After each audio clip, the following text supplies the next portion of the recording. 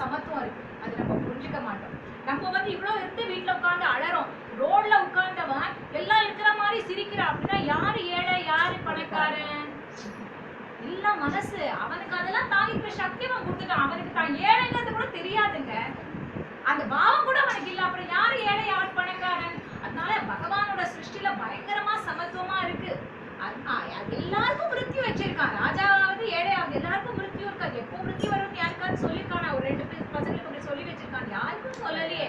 அதனால பகவானோட சிருஷ்டில அந்த சமத்துவத்தை நினைச்சு பார்த்து நீ எனக்கு இருக்கேன்பா இருக்கே. அதான் பகவான் ஏகாதச ஸ்கந்தத்துல சொல்றான், யாரு ஒரு ஜீவன் என்ன சரணாகதியாய் சர்வதர்மான் பரித்யஜ்யன்னு சொல்றதோ அந்த ஜீவனுக்கு ஒரே வாட்டியா நான் 3 விஷயத்தை தரேங்கிறான் பகவான். என்னன்னா, நான் உன் கூடயே இருந்துட்டு இருக்கேங்கிற அனுபவத்தை தரேங்கிறான். அதை விட ஜாஸ்தி என்ன, ஒரு நிமிஷமும் நான் கூட இருந்துட்டு இருக்கேங்கிற அனுபவத்தை தரான். உனக்கு வைராகியத்தை கொடுக்குறேன். உனக்கு என்னோட சரணாரவிந்தத்துல அகண்டமான பிரேமையை தரேங்கிறான். நீ பண்ண வேண்டியது ஒரே வேலை சரணாகதி. நம்ம பண்ற வேலை என்ன, வெறும் சாப்பிடுறோம். ஆனா அங்க உள்ள போற சாப்பாடு 3 வேலை பண்றது. நம்மளுக்கு வேண்டிய அந்த சக்தியை கொடுக்கறது, நம்மளோட பசியை போக்குறது, வேண்டிய சக்தி கொடுக்கறது, அதுல இருக்கிற அந்த சூக்ஷ்ம விஷயம் வந்து நம்மளுக்கு புத்தியை கொடுக்கறது. அதனால நம்ம சாப்பிடுற சாப்பாடு பிரசாதமா இருக்கணும்.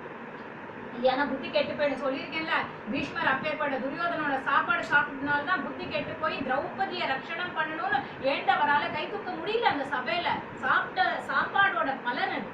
அப்புறம் தான் அதுக்குதான் திரௌபதி சிரிக்கிறா அந்த யுத்த பூமியில. அன்னைக்கு நீங்க அவ்வளவு இன்னைக்கு இவ்வளோ விஷ்ணு சஹஸ்ர நாமத்தையே சொல்லிட்டு இருக்கேன். அன்னைக்கு உங்க புத்தி எங்க போச்சு? என்னை ரட்சிக்க நீங்க வரலையே. அப்பேற்பட்டவரா இருந்து குடும்பத்துல பெரியவரா. அப்போ அவர் சொல்றாரு, அன்னைக்கு சாப்பிட்ட சாப்பாடு துரியோதனோட சாப்பாடுப்பா.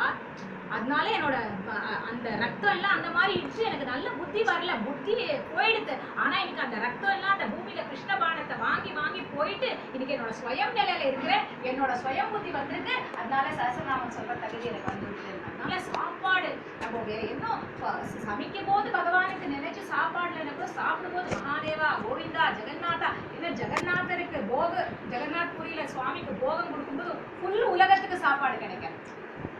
ஃபுல்லு உலகத்துக்கு சாப்பாடு கிடைக்கிறதே பூரி ஜெகநாதருக்கு போகம் ஆகும்போது. அதனால பூரி ஜெகநாதா மகாதேவா கோவிந்தான்னு சொல்லி சொல்லி சாப்பிடுங்க. சாப்பிடுறதுக்கு முன்னாடி நினைச்சுட்டா கூட போறோம். அது அப்படி பிரசாதம் ஆயிடும். நம்மளுக்கு சத்துவ குணத்தை கொடுக்கும்.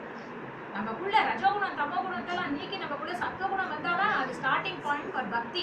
அதனால நம்மளையே நம்ம சுத்தமாக்கிட்டு எப்பவுமே ராமாயணம் அதனால இந்த 9 நாள் ராமருக்கு ரொம்ப தகுந்த நாள். ராமர் பட்டாபிஷேகம் எது உங்களுக்கு தெரியுமோ பண்ணுங்க.